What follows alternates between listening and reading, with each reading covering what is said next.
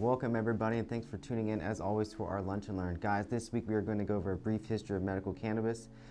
Again, this is mainly geared towards the United States. Of course, medical cannabis has been around for quite some time. The use of cannabis being used as a health and wellness tool predates thousands of years, which we'll briefly get into.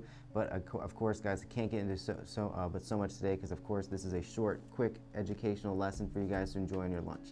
So guys, without further ado, let's jump right into it today. The class overview. Guys, today we're going to dive into the timeline of medical cannabis. We're going to discuss the evolution of cannabis laws and regulations, and we're going to touch on the discovered health benefits of medical cannabis. Let's start with a brief timeline. Again, without getting too much into it, as I stated, the use of cannabis being used as a therapeutic dates all the way back to about 2900 BC in China.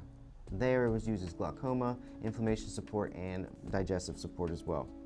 Then we can find cannabis being used for glaucoma again and inflammation support in roughly around 1200 BC in Egypt. 1000 BC, we started seeing drinks and teas being made for exactly the same type of support. And then in 200 BC, we see Greece as well.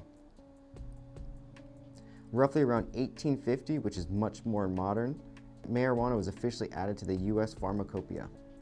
Fast forward quite a bit, 1996 hits, and California officially becomes the first state to legalize cannabis for medical use. Roughly a decade later, 2006, 11 states have established medical cannabis programs. 2015, federal government removes obstacles for marijuana research. And in 2020, the US House passes marijuana decriminalization bill. Of course, this was not a smooth sailing by any means. There was a lot of rocky roads in order to get here, so let's briefly go over that. The evolution of medical cannabis laws and regulations. And guys, we're only going to go over a very few important ones of these. So I think the first thing to note is, again, that in 1850, as we briefly said, that the cannabis was added to the US pharmacopoeia, which means up until what I'm about to lay out to you, cannabis, marijuana was accepted widely as, again, a therapeutic for many different ailments, the ones we just listed below. It wasn't until about roughly 1911 that the first state of Massachusetts began to ban cannabis. In 1930, Harry Anslinger, through the war of drugs, labeled cannabis, marijuana, as essentially being a danger to society. In 1936, the infamous movie Reefer Madness comes out, and unfortunately, this had a huge impact on how society viewed cannabis. In 1937, the Marijuana Tax Act was passed, and anybody growing had to pay a hefty tax on it. And then in 1942, cannabis was removed from US pharmacopoeia.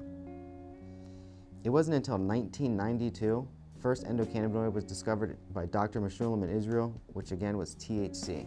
Because of this, we were slowly able to learn and discover much more of the benefits, which again started dictating and changing the laws. So what are some of those benefits? As you guys probably are known, as we listed below, insomnia relief, pain management, PTSD treatment, arthritis support, decreased depression, and much more. Cannabis has been used as a health tool, health and wellness tool for thousands of years. Whether it was the smoking and inhalation of the plant, or whether it was turning these plants themselves into compounds that we could rub on our skin. Making teas and things like that, putting drops in the eye. These were all things that, again, we've done thousands of years ago that have somehow made their way back into the forefront of stuff. Only now we have modern science and things like that with the research being able to prove a lot of the stuff that we've kind of hypothesized in the past. Guys, remember, talk to your physician if you're having problems and you believe medical cannabis may help with them. Research medical cannabis laws and regulations that are privy to your specific state. And of course, please find a provider that you trust.